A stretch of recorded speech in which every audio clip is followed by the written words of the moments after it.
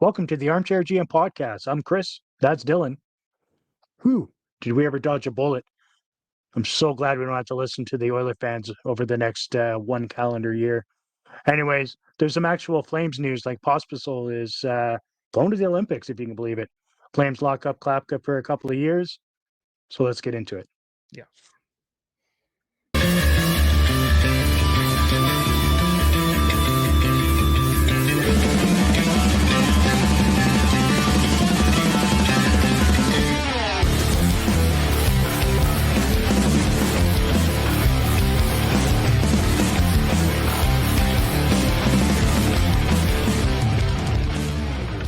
Welcome to the Armchair GM podcast.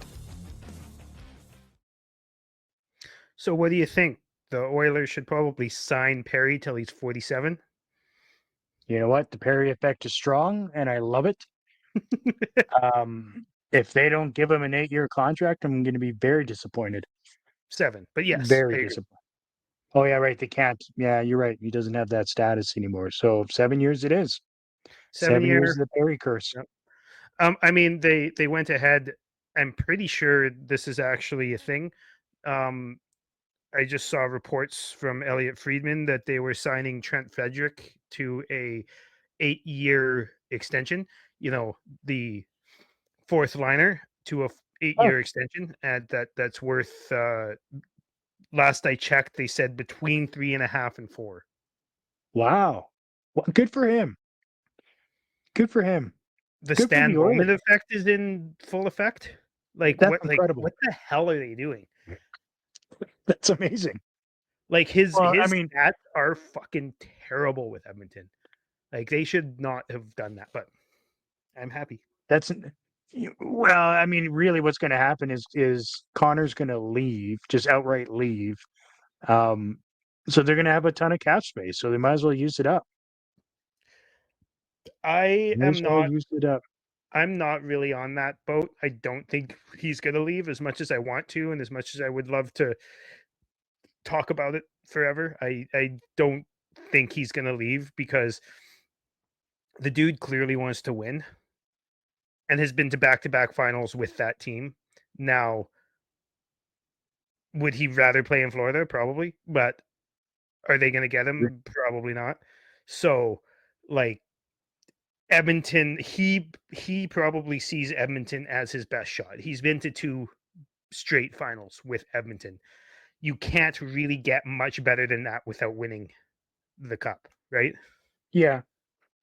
I mean, definitely he wants to win. He certainly didn't show it in the last 2 games. But it was painful to watch. Like those last 2 games were just absolute trash.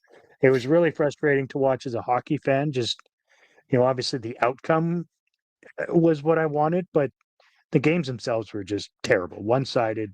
It couldn't have been more lopsided. It sucks because the first couple games were pretty good, but absolutely. But to me, it blows my mind. And like, I know Paul Maurice always tells the Panthers that the score of the first couple games doesn't matter; just wear them down until they can't show up. And that's exactly what they did, and they did it well. Mm-hmm. But like, when I say the Oilers didn't show up for 3 separate games, and it wasn't 3 in a row, it was 3 separate ones throughout the the series. But it's not that they didn't show up to start, it's that they just didn't show up for the whole fucking game. Right. And that's what blew my mind. Again, I'm not upset by it. I'm happy about it, but that fucking blew my mind that they were that bad for 3 straight games. Like, I'm sorry, but Connor McDavid being stopped at the blue line in all of the last game there and not being able to gain entry, he can. He knows he can. I don't care if Forsling is there or not. I don't care who it is that's the defenseman that's pinching him off. He can get around them. He knows how. He just lost. It's like he lost all of his will to play. Like I don't know. Yeah, it was really bizarre to see, right? There was zero effort. There was no urgency whatsoever. No. Like in an elimination game, you got arguably the best two players on the planet, and that's the performance they bring out. Like that Mhm. was like I would actually be embarrassed to be an Oilers fan because of that. Like that was ridiculous. Yeah. Like Yeah. I've got a few friends that are Oilers fans just from, I'm from a small town in between uh Calgary and Edmonton. So a lot of my friends growing up were Oilers fans, and I've got a few friends here where I live now who are Oilers fans, and I'm actually trying not to because I couldn't imagine. Right. I couldn't imagine if it was us watching our team not show up for 3 games in the finals, including an elimination game. I Yeah. would be destroyed. I will make fun of them next week, but I'm giving them some time. Yeah. Yeah. That's completely fair. That was I know I'm in one of the um chats with buddy of yours that's it's a Oilers fan. Oiler fan, Sean, and yeah, he lives around the corner. yeah, like, I can imagine what he's feeling after watching that. Like that's just unbelievable. So after game 5, I bought a 5-pack of plastic rats and I drew 19s, 63, and 9 on all of them on separate ones, and I littered his backyard with them. Nice. Um, while he was away camping, and then he came back from camping, and um, before the day of game 6, he came back and got a pretty good chuckle out of it. But yeah. But I'm gonna leave him be for a few days here because yeah, I couldn't imagine watching my team be that underwhelming in the finals. Yeah, yeah, you go that far with questionable at best goaltending and still make it into the final, and then that's the effort that you put in front of your AHL goalie. Like that's unreal. I don't. Yeah, and the thing is like Skinner wasn't good all playoffs except for like 4 games in the whole Right. playoffs. But I don't blame Skinner for that No, series. not at all. Like No. he probably could have won one of the games he lost, but the team in front of him sucked Yeah. for Yeah. the majority of the series. Like I said, the first 2 games were good. I think it was game 3 where the Oilers just straight up fell into the trap. You know, the Mhm. and honestly, that wasn't a very good game because it was all penalties and all after the whistle nonsense. Yeah, and that's what Florida wants you to do, right? They want to Mhm. get in your head, and the Oilers let them.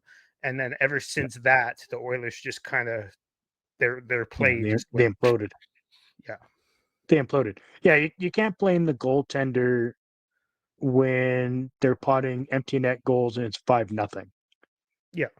Like with the two best goal scorers in or top couple of goal scorers in the league. Like if they're not getting it done, that everybody knows that the Oilers have to outscore shitty defense and goaltending, And and their they just depth didn't was do that. really good against Dallas, and their depth was good Yeah. against, all of the series that they played, but it just kind of fizzled out Mhm. having to play against the hard forecheck of Florida. So let's switch to Yeah. Florida for a bit. Yeah. My favorite player, as everyone knows, won the Conn Smythe, Sam Bennett. I I'm stunned with your intro. Yeah. Well done, Uh, sir. no, still not my favorite player. Um, Oh, this like was he awesome in the playoffs? Yes. I don't really respect the way he plays because he fucking purposely tries to hurt people and especially goalies. I'm not really a big fan of that. There's a way to do what you're doing without fucking purposely hurting people. But I wouldn't go as far as say he's purposely trying to hurt well, I mean, goaltenders or he people. elbowed the goalie in the fucking head, dude. Like He's got a full helmet on. Anyways, Yeah. but full credit, he scored huge goals. He deserved that trophy. Mhm. But this revisionist history bullshit, how could the Flames let him go? Like, guys, he fucking sucked in Calgary. He had like 20 good games in his whole career in Calgary. Were they playoff games? Yes. But he had hundreds hundreds of games spread out through many years in Calgary, and he wasn't good. Every time he got moved up, he took penalties and deservedly got moved back down. He was given plenty of chances. He's not that good of a player. He's got a fucking career high 51 points in the regular season. Like, guys, he's going to make fucking $10 million. Stop with the revisionist history stuff. He's not that good just because he had a great playoffs. He's a good playoff player, but he's like, you forget how frustrating it was to watch him for years. Yeah. I mean, there's a lot of different takes on his career with the Flames, right? You know, did he get the minutes?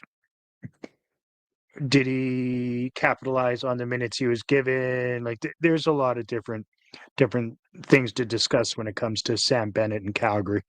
Um, I mean, it's I think all things are correct on Sam Bennett, right? You know, he didn't quite get the chance. He didn't prove that he deserved the chance, right? That's my He's- thing. it- You got to prove you deserve a chance to fucking get yeah. it continuously. Mhm. And you got to Yeah, capitalize on it when you take it. that's right. Yeah, you have to do something like Matt Coronado, where you force the coach's hand and make them keep you there, right? Mhm. That's that's just what you have to do. Absolutely. Mhm. But yeah, no, I mean, And you here's know, the thing, I don't hate was it Bennett. his trophy? What? Was it his trophy, or could it have gone to Bob? Maybe. I mean, Could have who gone to knows? I mean, Marchand. could have gone. I mean, they had so many players that stood out and were a difference maker for the entire playoffs, Yeah. right? And that's what Edmonton was lacking. Yep. No, I agree. And like like you said, it could have been Bob, it could have been Marchand, it probably could have been Forsling if people looked at defense the way they look at offense. I Mhm. don't think Bennett didn't deserve it. Like, he did. Bennett was Yeah, lights out. Um he broke player career, not career. He broke an NHL record for most away goals ever right. in the playoff run. Like, Yep. the dude deserved it. But he is a middle six player. He's going to get paid like he's a first line star, and Flames fans want it to be in Calgary. I just don't get. He's a fine middle six player. I don't hate him. If he was paid like a third liner and was in Calgary as a third liner, I'd be fine with that. But he's Yeah. going to be far too expensive. And as far as the Flames fans are concerned that want him to come here, they like surely they don't think that Sam Bennett's going to go out of his way as a UFA to sign for the team that he couldn't get out of the fourth line of and demanded a trade or asked for a trade to get out of there. Mhm. Like Now he rescinded surely that. people. Oh, did he? Yeah, like when he started getting minutes with Sutter, he rescinded it, but it was too late and the trade was already done. Right. Yeah. Yeah. Yeah. Yeah. Right. Yeah. But still, he He's asked not out. coming back here. Yeah, Yeah. he's not coming back here. So And the Flames he also fans need doesn't to fit get the that team. out of their mind. He He doesn't did fit the team. He doesn't fit the age. You know, he's a great playoff performer. We're not in a position to be a playoff team. It would just be a waste. It's an absolute waste. we It'd have be a waste 12 for middle him. six forwards. We don't need another one. Yeah, it'd be a waste for him. It'd be a waste for the Calgary Flames. Yeah. Like, there is zero reason to bring him here. Zero. And also, I don't think Conroy would spend that kind of money on that kind of player.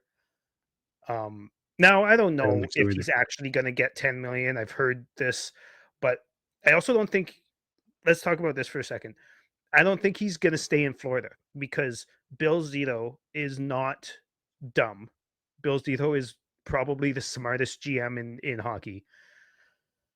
And while Sam Bennett is great for that team, I don't think that Bill Zito is going to get close enough to matching what Bennett gets offered in free agency for it to be worth Bennett to stay. He's already won twice, right?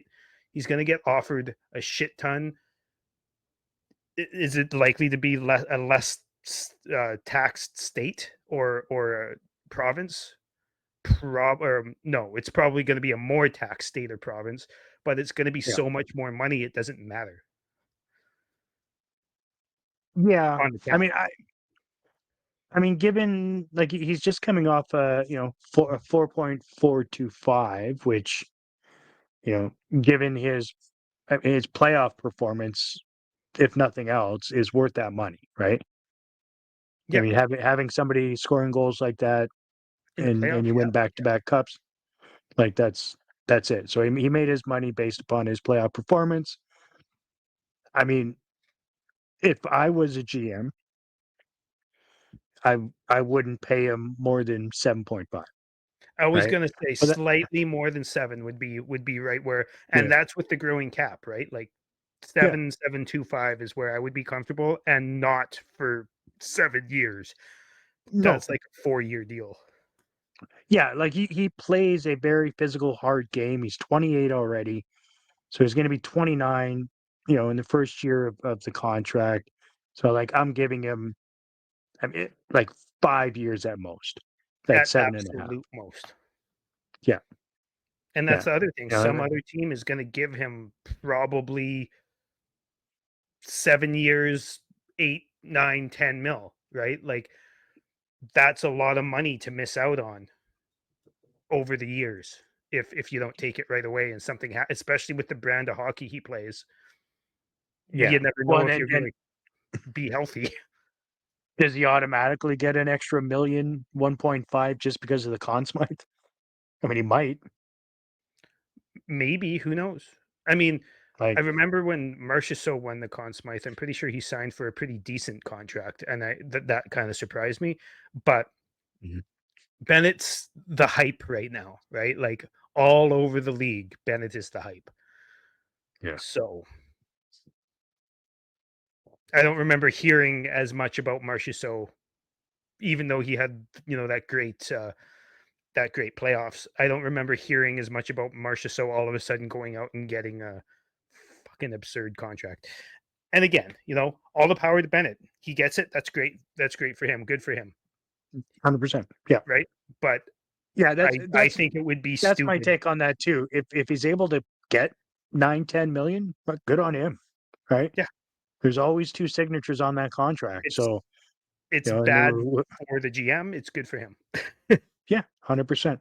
Yeah, I mean, I personally don't see how you pay somebody that much money when they've got a career high of 51 points.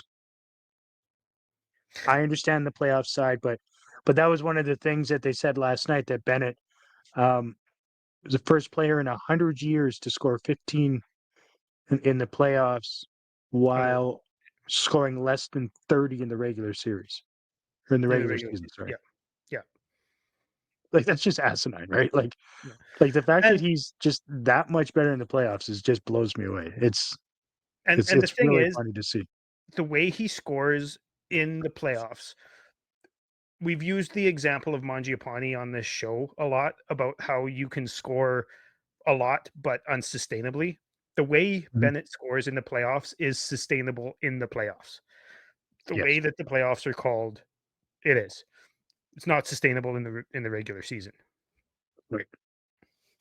Um, Yeah. and my worry for Calgary, I don't think he's going to come here, but I think there's a big chance he ends up going to a team that isn't making the playoffs, and he's not going to help them make the playoffs. Mhm. because he's going to be in the penalty box all the time and getting fucking 50, 40 to 50 points um on a fucking 8, 9, $10 million deal, and it's just going to hamper the team, right?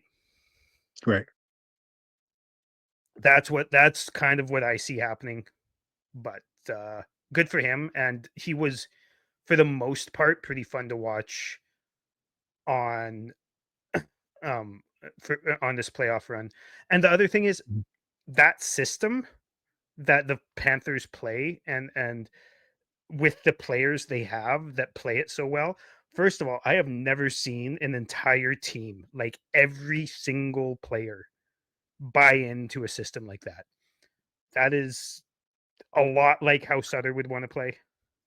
That is a lot how you watch the Kings play when Sutter, but not every player bought Mhm. into it.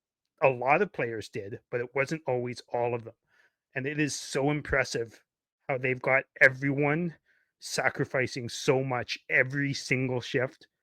Every shift is a dump shift from start to finish, a hard forechecking. They're getting hit all the time. They're hitting all the time. Like they're all hurt and Oh, bruised. But yeah, I and but they're Bennett fit champions, that right? so well. And going to another system, mm, Yeah, it's hard to say, right? Like Paul Maurice, he's a incredible coach, clearly, I totally agree. right? Like there's no better result than what he's done to Florida in the last couple of years. Like it's unreal. Um, when you can, I mean, he demands that too, right? That everybody buys in. If you're not buying in, you're not playing, and they know that. I heard a interview with him at some point over the playoffs where he said that he doesn't need to do that anymore because the rest of the team does it for him. When they bring somebody new in, the Yep. rest of the team sets the example. And if that player doesn't Yep. do it, then he kind of gets driven out by the team. And Right. Maurice doesn't really have to do much because the Yeah. culture is as it is. That's right. That's right. He's already changed the culture. The culture is set, and they clearly have good leaders, right? 100%. So I mean, yeah, no, they as soon as they brought in Marchand, I'm like, holy Christ! Like these guys are a scary team. Yeah. And Like Marchand was that's hurt and really wasn't having a great season, but like you know how right. that guy is in the playoffs, man. He's a fucking menace. Yeah, he's a winner. He's an absolute winner, right? Start to finish. Say what you want about his antics and stuff like that. Yes, he's done some dirty shit and all that. I get it, Yeah. but when he puts the maple leaf on his chest, playing for Canada, I cheer for him really loud. Like I really have always liked him as a player because he just goes all out all the time. And to have somebody of his age with the performance that he just put on in these playoffs, fantastic. Yeah, It I've was heard really I've fun to heard watch him. he's gonna get like offers for 4 years. Like he's pushing 40. Could you He's getting imagine? and he's yeah, Uh, like 8 mil, 7, 8 mil type of 4 year deals. Like I mean, he's willing to grin and bear whatever might be ailing him when it comes to playoffs, and if there's a chance that he's hoisting that cup, right? mhm. He's yeah, I've got a lot of I've got a lot of great praise to give to Marchand. It's I've always enjoyed him. Um, I can say that being a fan of a team from the West, it's because they didn't, we don't have to see him that often. mhm, I'm sure if I was a fan of the Leafs or anybody in the East, I would blasphemy. maybe have a different feeling. But Yeah. we see him twice a year, as far as the Flames are concerned, and so Leafs fans are I've got coming no around too. ill. Like Are they? yeah, like yeah, he's burned them several many times. But when they watch him and he's not playing against them, like you see a lot of Leafs fans even saying that you can't deny the leadership, you can't deny the skill. Yeah. And honestly, the antics over the past 5 or 6 years have kind of disappeared. He's still a rat, but he's not a Yeah. face licker He's still, or anything like that. yeah. Yeah, the face licking incident I could do without. The slew foot and the bending over as somebody's trying to hit him, when you're 2 feet from the boards, I can do without. But yeah, I he's have not no problem with it's somebody rigid. bending over to dodge a hit. I have or make the other guy hurt more than you are. Like I don't mind that. Yeah, yeah. Right. Fair. I Yeah, don't fair. like the slew footing though. That was bad in several Yeah, times. he seemed to have a habit of that for a bit, and he doesn't seem to still be carrying on in that way, which is probably beneficial to him and everybody else around him. Yeah, 100%. The NBA Finals are finally here, and this is your last shot to win some real cash before the season ends. The simplest way to get in on the action? Download the Pick 6 app from DraftKings. It's crazy simple. Just pick more or less on the stats for two or more of your favorite players, and boom, you're in the mix for big cash prizes. Nail your picks and you're heating up. Pick 6 brings upside with payouts up to 500 times. Ready to make your finals run? New DraftKings Pick 6 customers can toss in just $5 on your first entry and you'll get 50 in bonus picks instantly. Download the DraftKings Pick 6 app right now and use code THPN. That's code THPN. New customers pay $5 and get 50 in bonus picks instantly. Ride the upside only on DraftKings Pick 6. The crown is yours. Gambling problem? Call 1-800-GAMBLER. In New York, call 877-8-HOPE-NY or text HOPE-NY 467-369. In Connecticut, help is available for problem gambling. Call 888-789-7777 or visit ccpg.org. Please play responsibly. On behalf of Boot Hill Casino and Resort in Kansas, 21 and over. Age and eligibility varies by jurisdiction. Void in New Hampshire, Oregon, and Ontario. Bonus bets expire 168 hours after issuance. For additional terms and responsible gaming resources, see dkng.co/ftball. NFL Plus Premium offer available only to new and former NFL Plus subscribers. Additional NFL Plus Premium terms at nfl.com/terms. Shall we move on to some flame stuff or Might as well. That's all what right. these people came to see. So much interesting stuff. Let's start off with Peter Hanlon. Not going to spend a whole lot of time on this, but the Flames have promoted Peter Hanlon, who has been, I don't know, I want to say like 25 years. He's been the media relations guy for the Flames. But they promoted him to assistant GM. I have no idea what that means. Like, if I had to guess, I'd say that he's getting a raise and a more prestigious title, but doing the same shit. That would be my guess. Right. Which is well deserved. Yeah, it's interesting, right? Like, he's not like the assistant to the GM. He's just the assistant GM. So I don't understand the reason behind it either, other than he's put in his time, and you're probably right. He's just getting a promotion for the sake of getting a promotion because he's been with the organization for a lot of years and he probably deserves it for the work that he puts in.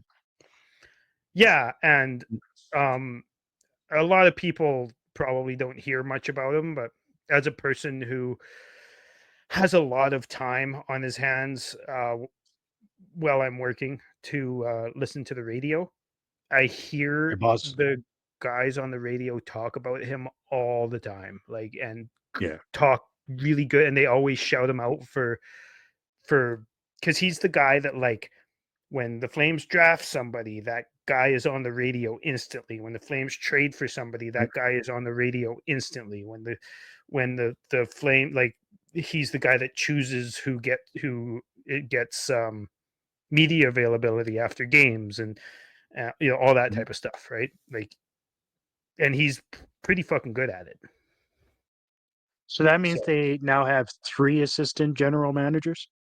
I think so, because Brad Pascal, I believe, I think he's actually technically the Wranglers GM, but it's the same organization. So Yeah. Yeah. I mean, Conroy, according to the clip on the Flames site, Conroy says that he'll join the other two assistant general managers, Dave Nonis and Brad Pascal. So Yeah. I guess we have three assistant general. Conroy's a busy man. He needs more assistants. He also needs somebody to have briefer interviews than he has. Right. The He can so send does this somebody mean else that out for the shorter one. right? Does this Yeah. mean that he's about to get himself a promotion to like president of hockey ops or something? Or No, I can't see that because I would, first of all, I'd be fucking amazed if Dave Nonis got the actual GM job. Don't think I don't even think he's really necessary anymore. But no? I don't think any of those guys are actual GM material outside of Conroy. So who knows? I Yeah, mean, and when Burke was the president of hockey ops or whatever, he was the guy who Tree Living answered to, right? So it's not like he was basically the GM. He was right. basically just training somebody else to be the GM. Yeah, pretty well. And obviously Conroy doesn't have enough experience as GM, right? Because he's still reasonably new at that position. So I think he would still need to prove himself some more. I mean, he needs to build a playoff team before we start having that conversation, I do believe.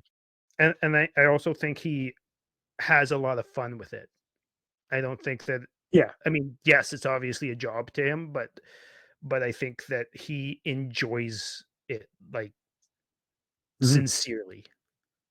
I mean, he just Right? enjoys life, to be honest with you. Like he's a happy guy. Yeah, I I think mean, he would enjoy pretty much any job he can still get within the NHL, right? It keeps him yeah, close to players, close to ice, close to just the sport in general, right? He loves the sport. So I think he'd be happy to do anything. Obviously he's not going to go down in his career, so in a few years potentially that'll be his next progression. We'll see. right. All right, let's move on. Congratulations to Peter Hanlon and all that good stuff. Not Mhm. really insanely not really an insanely great topic, like who really cares. But let's talk about Adam Klapka because Way I to know sell it. you and I have no, I mean the Peter Hanlon thing. Yeah.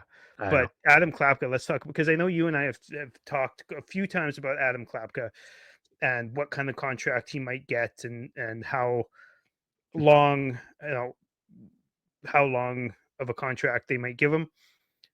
Well, they ended up giving him a 2-year, $1.25 million deal. Yeah. He will still expire as an RFA. I'm looking at Puckpedia right now. He will still be an RFA as when he expires.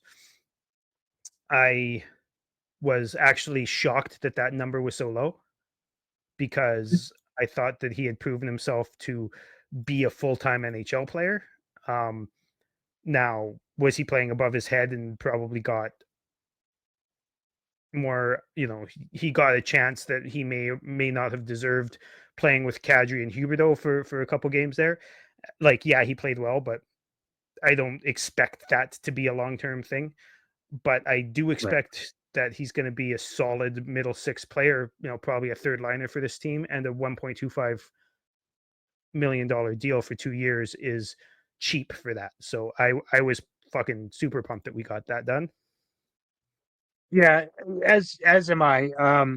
But you have to look at his body of work too, right? He's only played 37 NHL games. So, you know, obviously I was impressed with the year he had last year. He really took some major strides. He still played only 31 games of the season, but he's one of those players that made the best of his opportunity, and now he's got himself another 2-year deal. And would I have liked to have seen a longer term? Probably. But I think this will work out in Adam's favor as it gives him a chance to, progress, even further in the next 2 years, and and then maybe make that $3 to $6 million contract for 5 years or whatever, right? Mm-hmm. So I think it's great for the Flames. I think Adam took the 2 year to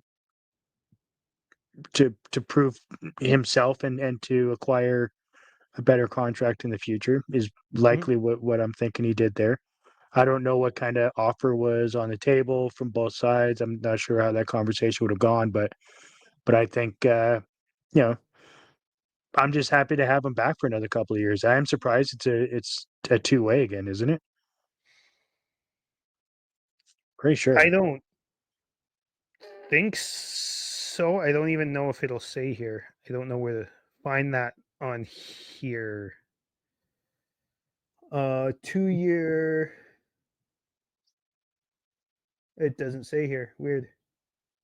In cap wages, it says it's a two-way, but it doesn't list a minor salary, so that's interesting.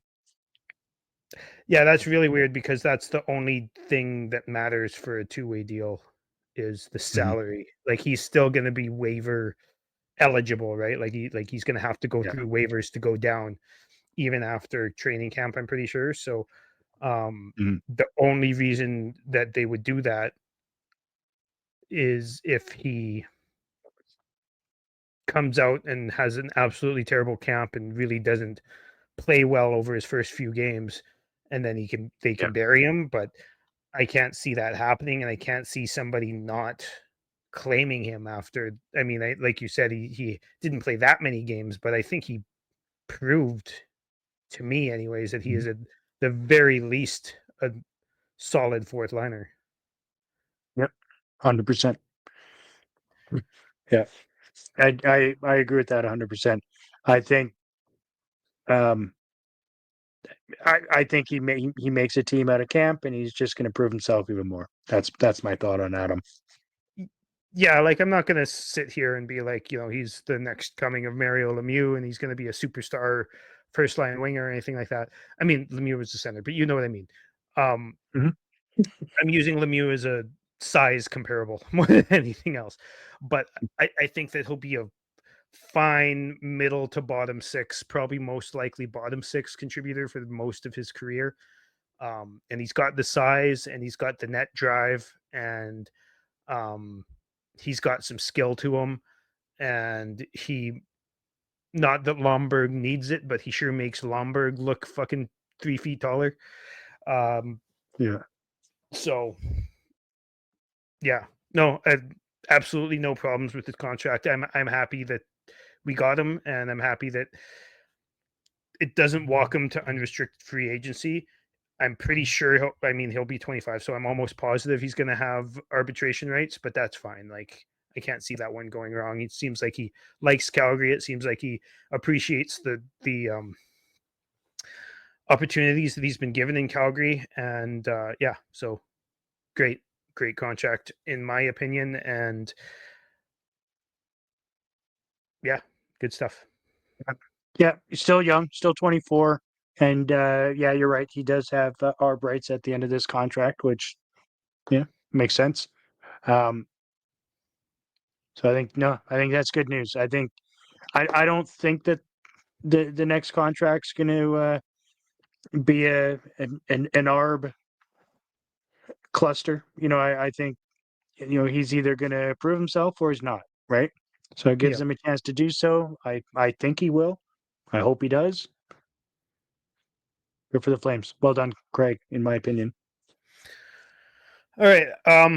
Last thing I want to talk about. I don't know if you have much you want to talk about. But last thing I want to talk about is Conroy's interview on Barn Burner yesterday. I know you haven't listened, so I'm going to give you a few of the notes that I kind of gathered from it. None of it's going to be direct quotes. It's going to be more of, the basic idea of what he said and my thoughts on it, and then get your kind of reactions from it. First of all, he said it sounded like the only free agents he's planning on signing or offering anything to are superstars, and anything else is basically going to be just blocking younger players if he signs them. So to me, that's what I fucking love to hear. Mhm. Maybe not so much the superstars because I don't think the Flames are ready to contend, and really Marner, maybe Ehlers are the only two you could really consider that. Yeah. And I don't think the Flames are ready for that. But yeah, I like that he doesn't seem like he's going to sign many depth guys or any, hopefully, because we need the minutes for the Zeris and the Pospasils and the whether it be Stromgren or Karens or whoever comes up, right? We're going to need Yeah. less veterans, not more. Yeah, absolutely. I think given kind of what he did last year, and frankly, it bit him in the ass, right? Signed Barry, did nothing, sat most of the season. He played in the minors most of the season, but yeah, no Yeah, purpose of it. yeah, zero purpose.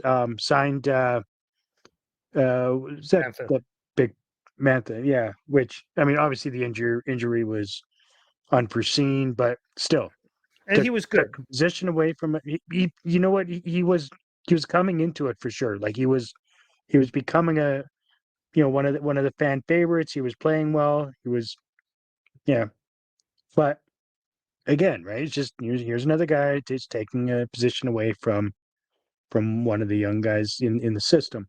I don't think we I would have had also Coronado break out if Mantha was healthy at all. Like sure. Coronado would have spent most of his season in the minors if Mantha wasn't hurt. Mhm. Yeah, I agree with that. And then you also have, a couple of the guys in the minors that had standout seasons that, okay, well, these guys need to have a legitimate chance to make club. They have to be able to advance to the next level, and they have to have the opportunity and the availability to have a spot and play some games. So good on Craig, right? That's what we think he should have done last year. He went in a little bit of a different direction in some of that, but I think ultimately it's going to end up being a good thing for the Flames. I agree, and I appreciate that he said that as well because, yeah, Yeah. it's just the vibes around the team right now. Like, get younger. It's not we're going for a cup next year. It's we're developing homegrown talent, and that's what we need to Mm. do. As much as I like Coleman, and as much as most people like Kadri, like it's just time for some of these guys to go on their merry way and go to a more competitive team, and we can actually develop some of these young kids. And I'm happy that it sounds like Conroy isn't going to be signing any more plugs, and I don't mean plugs as in bad players. I mean plugs as in just plugging a lineup spot for no apparent reason. Yeah. Yeah, exactly. Signing a contract just for the sake of signing a contract. Worry about the salary floor with your RFAs right now. Absolutely. What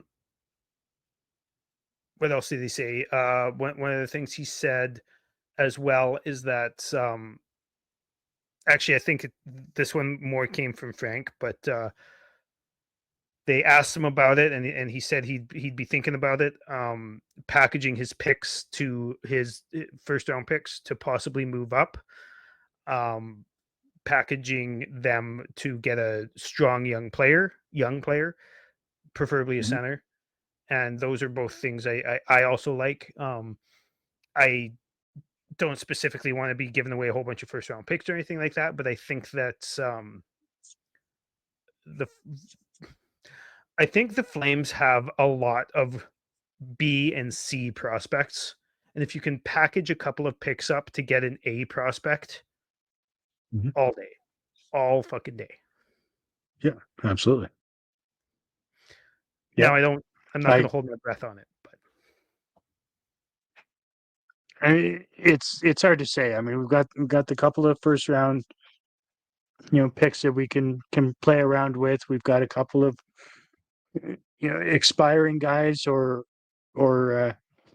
players that are likely not going to fit the team moving forward, i.e., Anderson, in our opinion, Kadri, that could sweeten deals if you add in first round pick and maybe a prospect. I mean, let's see. You just have to give the Flames the best opportunity to draft to their peak potential. Mm-hmm. Right. And right now we don't really have picks in the first round to do so. And we don't have anybody that's going to be, a franchise altering player. Not that, those, not that the pick, number 3 or 1 or 2 or, even on the table. So I think it would be, now's the time to kind of package things up. Let's see what we can do if we can move up to a top 5 pick. Let's see what that costs us, right? I think there's potential there. Yeah, I can't see it being a top 5 pick, even if he does move up. I feel like it's more likely like a 7 to 12 pick. And while there's no like generational superstars, projected in that range, there's still a few guys who have a lot of potential. There's the Brady Martins, the Roger McQueens. There's a few guys around that area who are centers. Porter Martone might even fall. He's not a center, but there's a few guys around that area who are centers and who, for like with Roger McQueen, let's say, he had an injury, so he's fallen. But a few of those guys have legit top 6 center, if not first line center. What's the word I'm looking for? Upside. Upside pedigree. Yep. Yeah. But, I'd rather take a stab on somebody who's got that kind of upside instead of having 2 first round picks that are later that end up being more B- or C prospects. You know what I mean?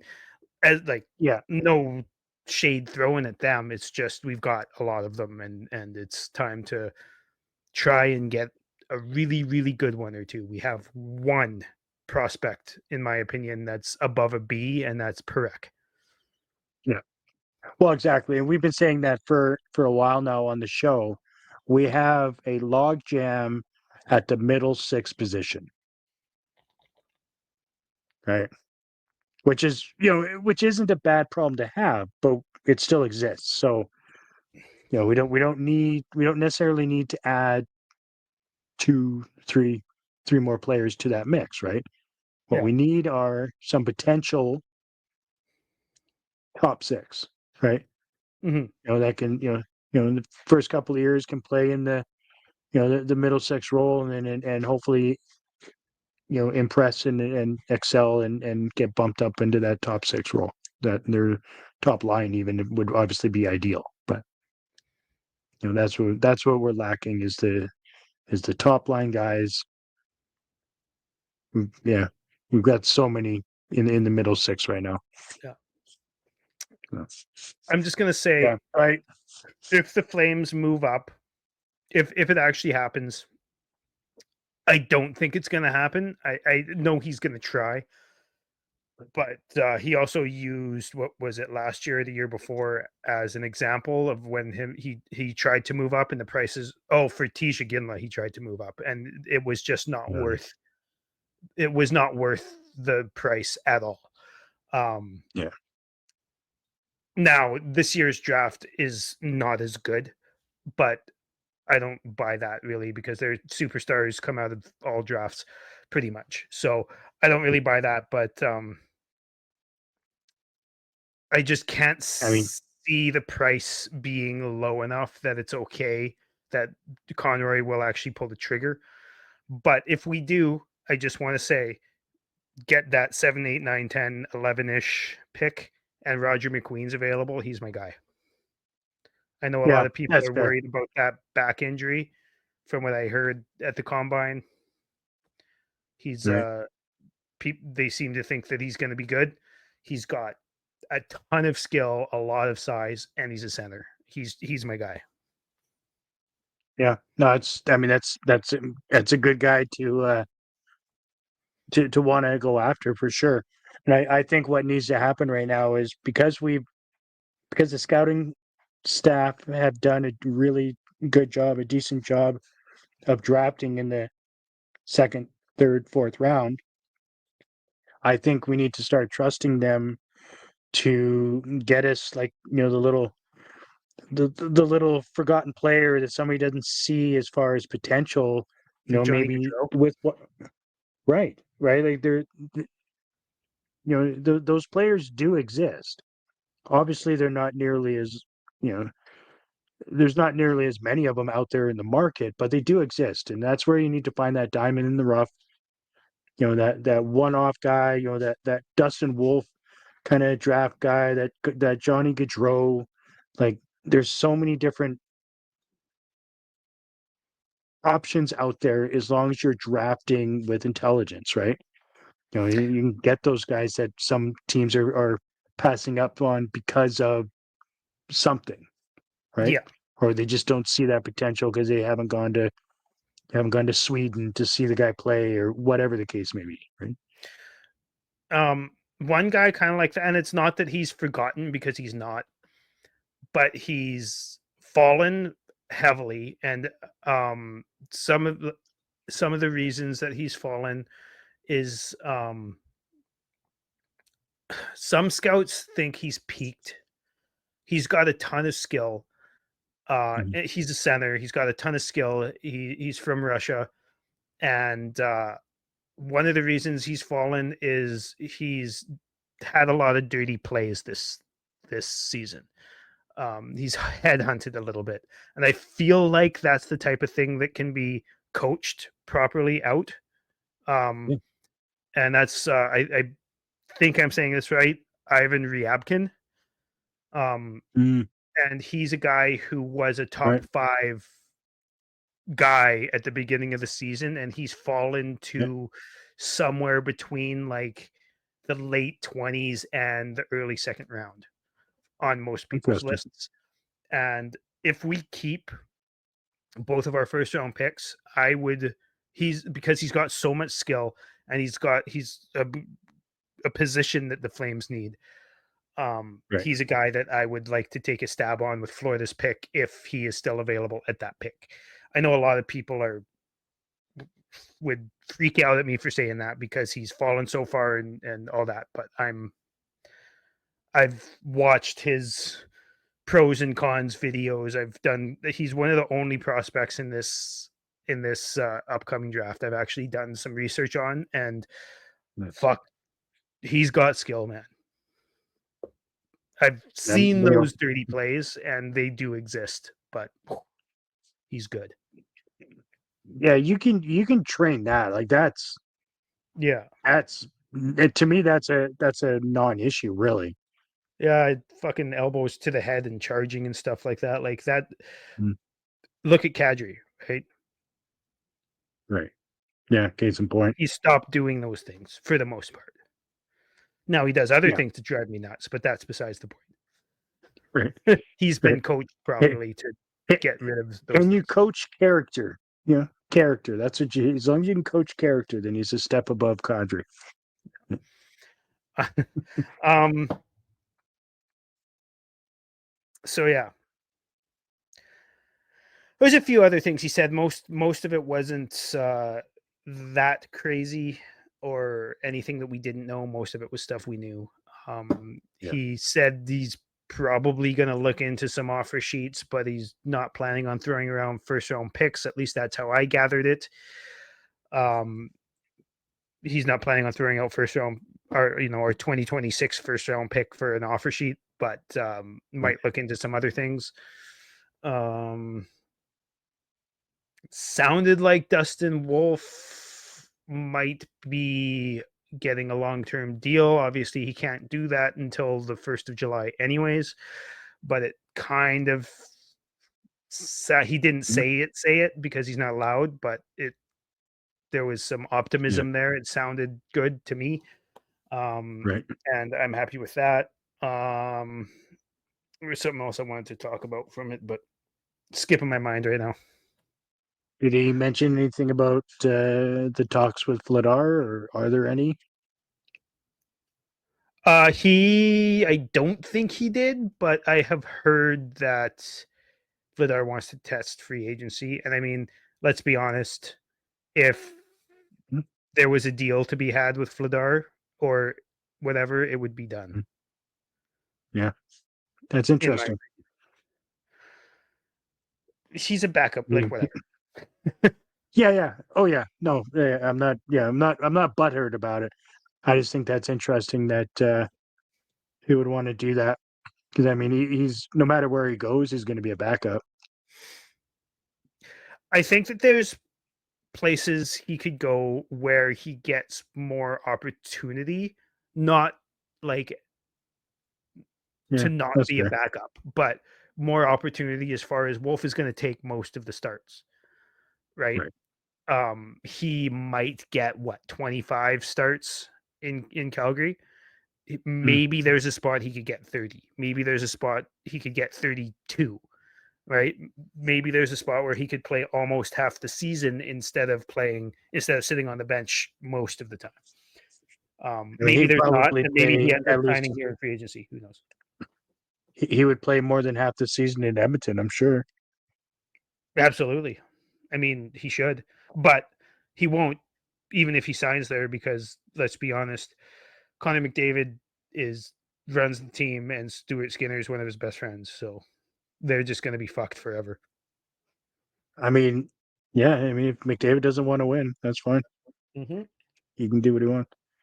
He showed that three games this postseason. Anyways, All right, that's how he opened. yeah. Oh Well, fuck! There was something else I wanted to touch on, but I don't think we need to do a super long show today.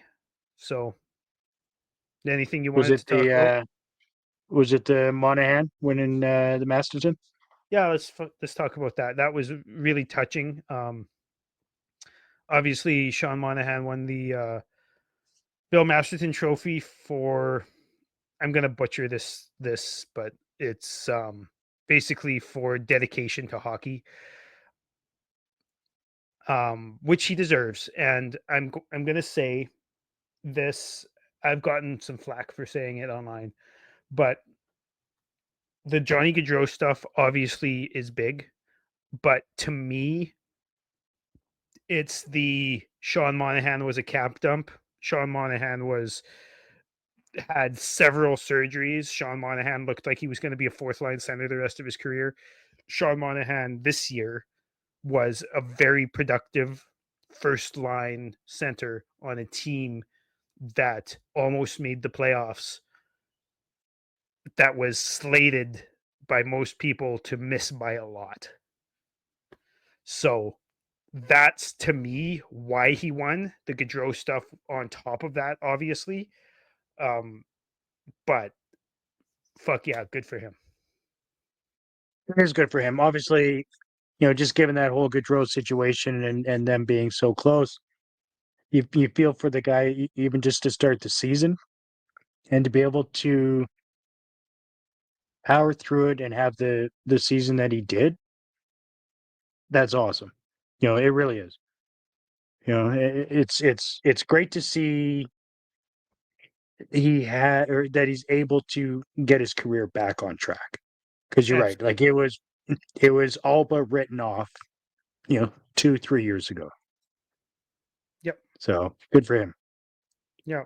Good for him. I mean, Yeah, that's awesome. having multiple wrist surgeries and double hip surgery, not many people come back from that, from all of those things in such short succession, very strong. Yeah. And he came back.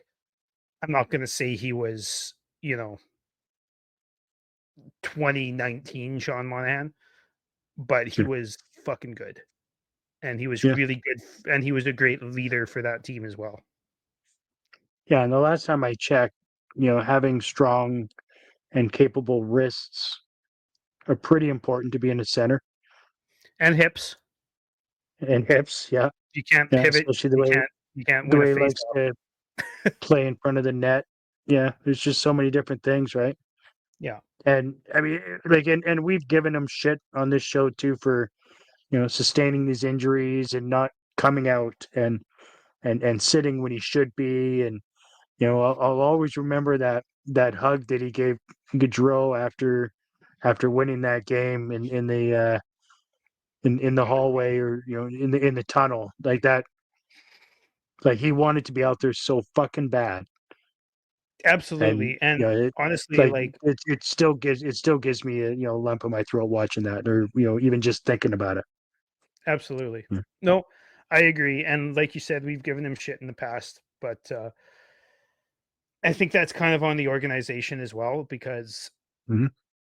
every hockey player Yeah. pretty much is going to say that they want to play, and sometimes it's just up to the organization to be like, listen, we need you at your best for next year, so take this extra month, Yeah. right? Yeah. Get your Exactly. surgery now, stop doing extra damage, and come back better next year, right? 100%. um Yeah. but Monahan was not a guy I wanted the Flames to move. No. um and No. It's I'll always like Sean Monahan, right? Like they moved him. I don't think it was the right choice to move him, but hey, I'm happy he's got a career, and he doesn't seem like a guy that likes the limelight. I mean, I'm pretty sure he just straight up doesn't. So Columbus Yeah. makes sense for him. You could Yep. tell he was very uncomfortable when Meredith Gaudreau showed up at his door with the camera crew and the trophy, and he was just like, "Fuck Yeah. off." Yeah. Yeah. Just leave me the fuck alone. I'm at home. Yeah. Yeah. And his wife in the background with like filming him on her phone. You just knew she was sitting there being like, he hates every second of this. Like, Yeah. Yeah. And she's loving it. yeah, absolutely. Yeah. But yeah, Yeah. well-deserved There trophy, it I is. think. I also want to give the NHL props for the most part.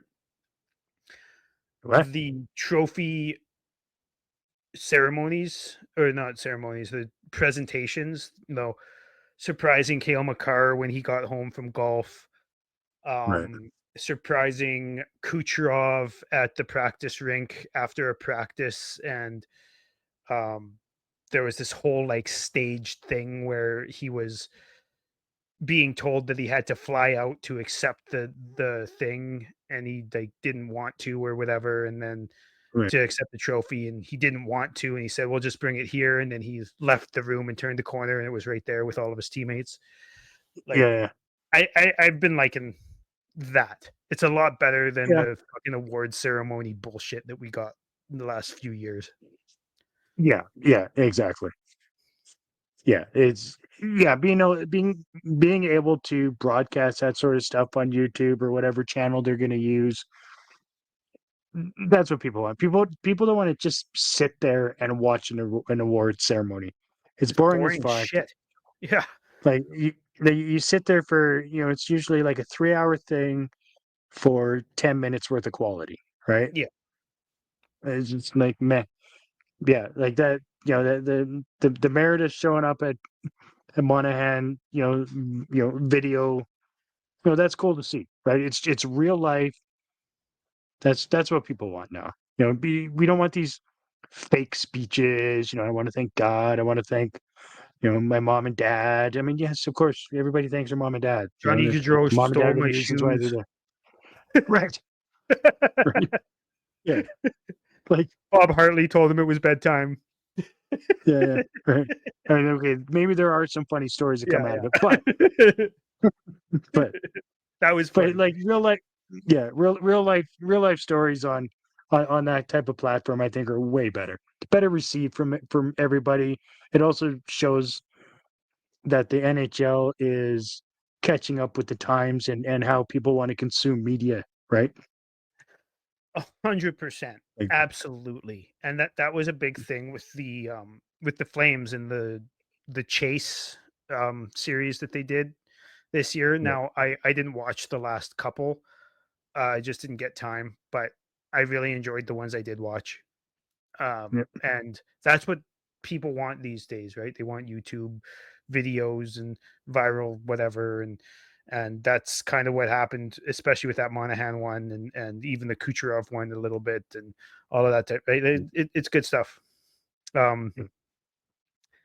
Before we go, I don't know if you've seen this yet, but big up to Flames legends AJ Greer. Have you seen this? No, but you're gonna explain it because I saw you comment or make a comment in the group chat, and I wasn't sure exactly what you were referencing. You know the spot where the Panthers have celebrated got drunk and celebrated their last two cup wins, the elbow room. Right? So AJ Greer was on the patio of the elbow room while all of the fans were outside, and he started a "fuck the Oilers" chant. Nice, nice. See, he's a beauty. Fucking beaut. Yeah, He's a beauty. yeah, That's a beauty. Yeah. See, yeah, this is what will happen when you spend some time in Calgary. yeah. Good Absolutely. for him. Yeah.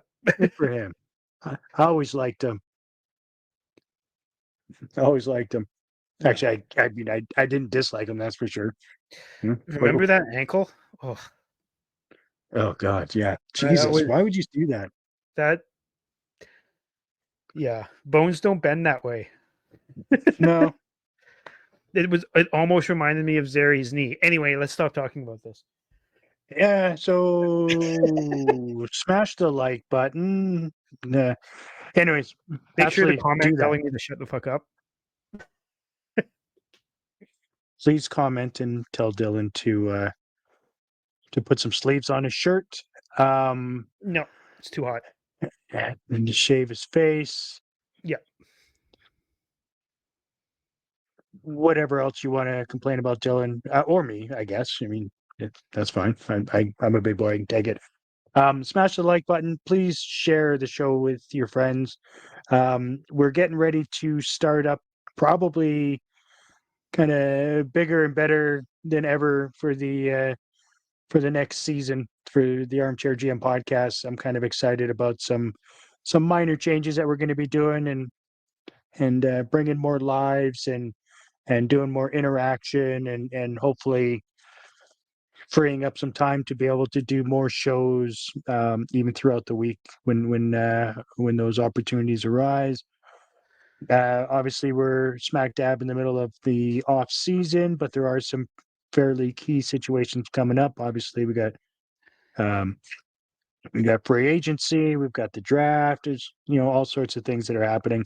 Got a bunch of RFA and UFAs for the Flames that are going to need contracts or will get contracts. We'll try and keep you updated. Follow Armchair GM _pod on X. I'll get those links for you for the signings and the trades. Follow Armchair GM podcast on Facebook, as well as Dylan runs the Reddit for Armchair, and he'll probably talk some smack with you there, I would imagine. Absolutely. I absolutely will. Yeah, it's a blast. I really enjoy the Reddit because it just seems like people are a lot less fucking dumb there. Anyways, That's literally why I got off the Reddit, because the exact opposite experience was had by me. That's enough. okay, though. Thanks for Fair enough. tuning in, everybody. Cheers. Go Flames, go. Cheers. And Oilers fucking suck. Fuck you, Oilers. Go Cats.